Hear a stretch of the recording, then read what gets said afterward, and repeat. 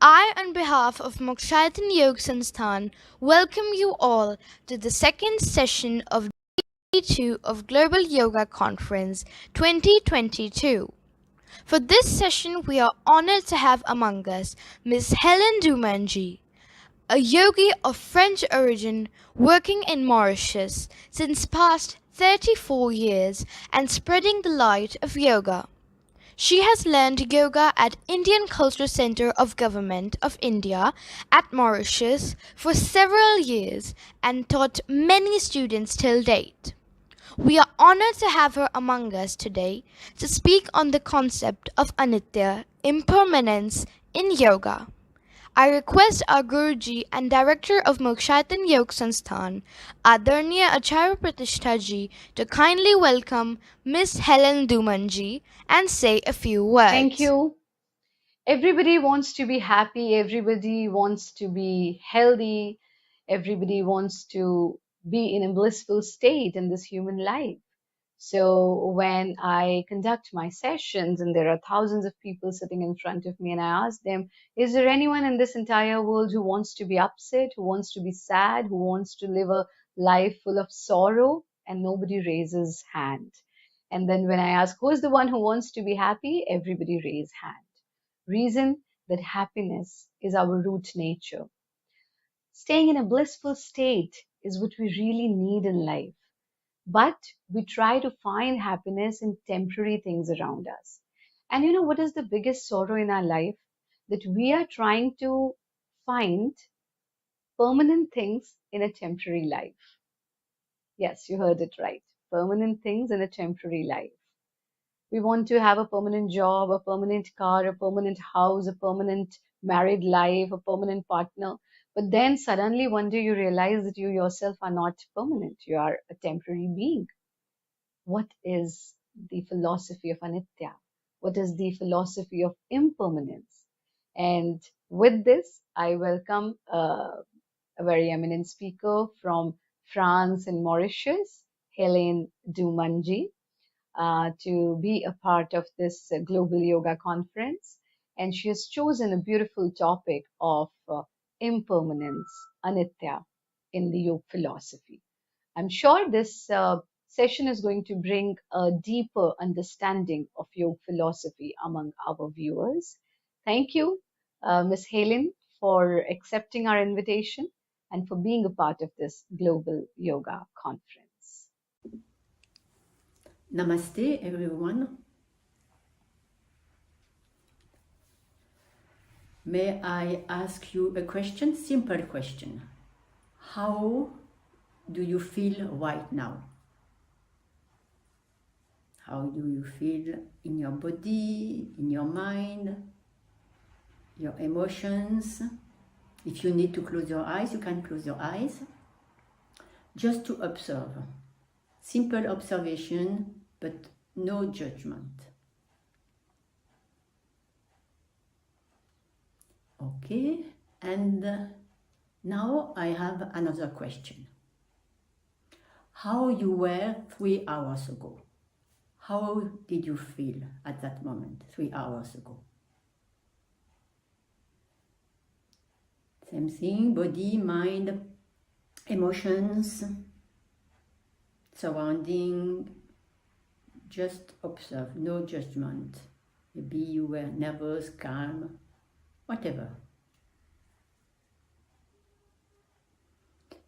Okay, now you can open your eyes, and surely you have observed some changes between the two moments.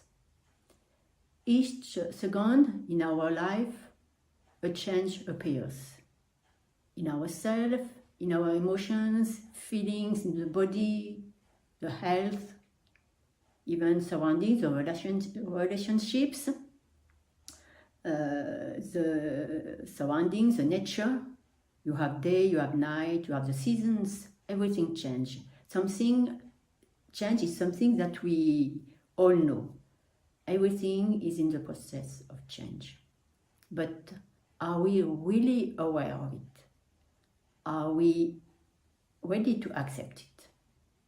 So the topic I will present to you will be about impermanence or Anitya. For material things, objects, we have the tendency to admit that it's forever. They are permanent. For example, a house. You live there, this house belongs to you. You will be there till your death, your children after will live there. But you never think that maybe this house can be destroyed. This house, maybe you have to sell it for any reason. So if one of these events occurs, you're going to be disappointed. You're going to be stressed. You're going to be sad. In another direction, for a pleasant moment that can happen, you never think that it can stop. You are in the action of the pleasant moment and you ignore the evidence that this moment will have an end. And then frustration, sadness, stress arrives. And it's the same for unpleasant moment, but in the difference that at this moment you suffer and you ask yourself, you ask others when it will stop. So there is a gap between understanding the concept of change, that nothing is permanent, including ourselves, and accepting the reality in a way to reduce our suffering and to try to transform our daily life. Patanjali said that ignorance is one of the 5 causes of suffering, 5 kleshas. Ignorance, or we call it avidya. So avidya is an obstacle for our personal growth. In Yoga Sutra chapter 2, Sutra 5, avidya is defined by mistaking the non-permanent or anitya for the everlasting, nitya, to mistake the impure for the pure, mistaking the pain, misery for happiness, and mistaking the non-self for the self. So anitya is all around us. And we know that mind changes, people change, nature change, place change, as I already said. And we can avoid a suffering which is not yet in move, being aware and knowing that with no doubt it will change.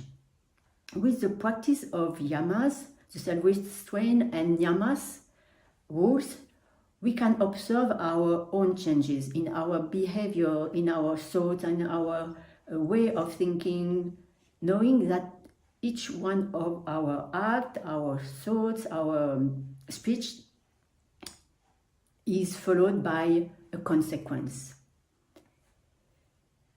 Also, in our daily yogic practice, what you experience today is different what you experienced yesterday. So that is the concept of anitya that I learned at the Yoga Institute of Mumbai. And I have a nice quote that I'm going to read to you about anitya. What was in the morning is not at midday. What was at midday is not at night. For all things are transitory, anitya. Our body, which is the cause of all kinds of human effort, is as transitory as the scattering clouds. All our objects of pleasure are changing. Wealth is as transitory as a wave, used like a cotton particle blown off in a whirlwind, and opportunities like the fleet dreams. Why should I be attached to anything when nothing is permanent and everything is changing? So the pondering of Anitya, the impermanence, is called Anitya Bhavana. So it's a very nice quote from the Yoga Institute, and this technique, the technique to apply Anitya Bhavana, is called reflection. It's a very simple technique for everyone to train your mind to become the observer of your own thoughts, your own deeds and speeches. The technique is to recollect what's happened during the day, from the time you wake up till the evening. So how to proceed? So as it is better to practice before sleep, but if you don't have time, you can practice it just when you wake up and you recollect all your past day. So you sit on your mat or on a chair, you close your eyes, and you mentally you review all the events of the day in a chronological order. It's very important. It's for example, you forget an event, continue the review. Don't focus on the event you have forgotten. Leave it and do it objectively with no judgment. And if an event makes you imbalance, creates emotions, positive emotions or negative emotions, leave the emotions aside and then continue your recollection. You are not there to play again the drama you played during your day.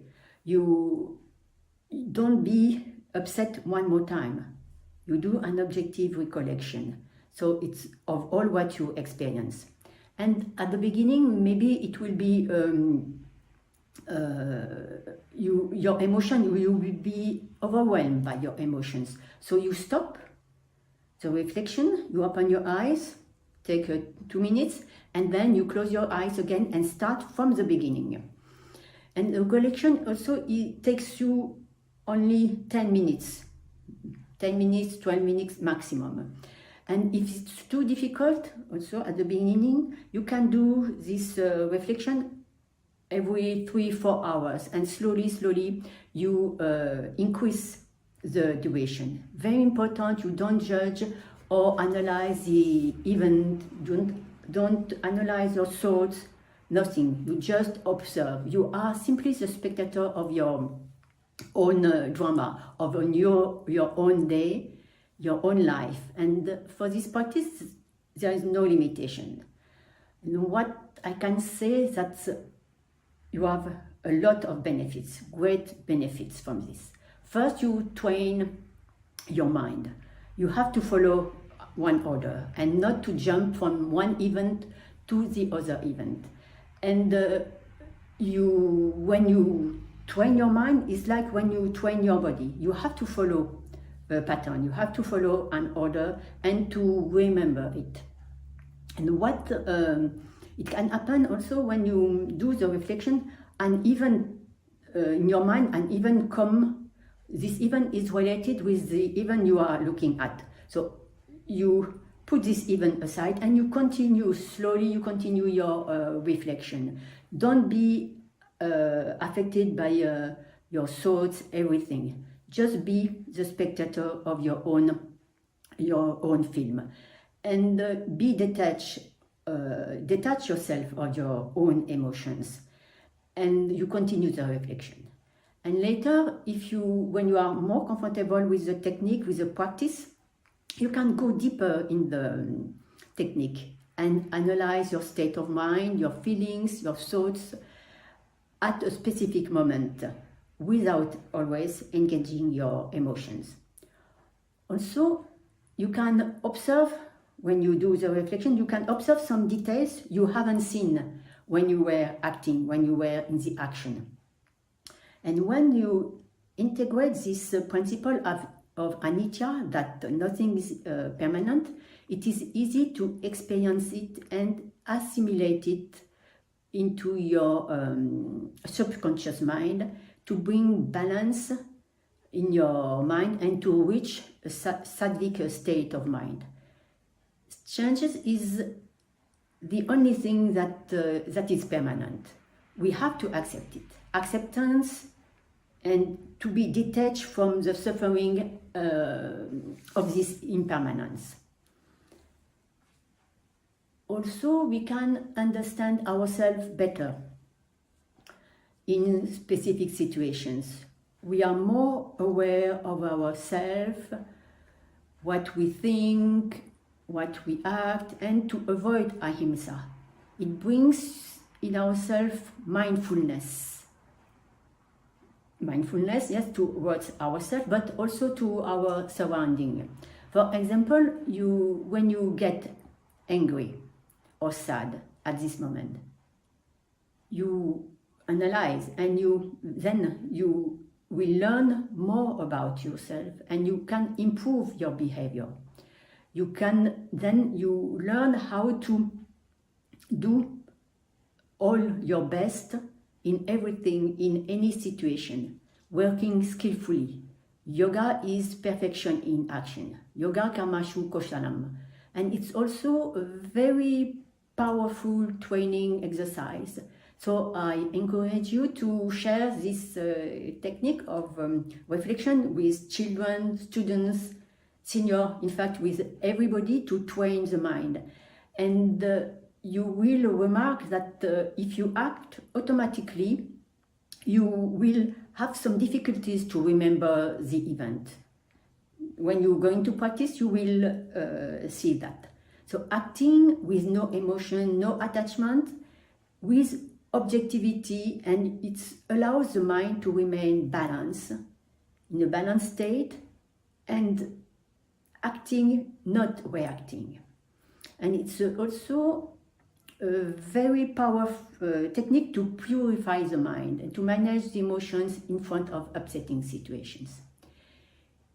It helps you to have a good sleep, because if you practice just in the evening before sleep, you put all your emotions aside, and then your sleep will be relaxed. And knowing that everything is impermanent allows us to cultivate non-possessiveness, aparigraha, and detachment, vairagya.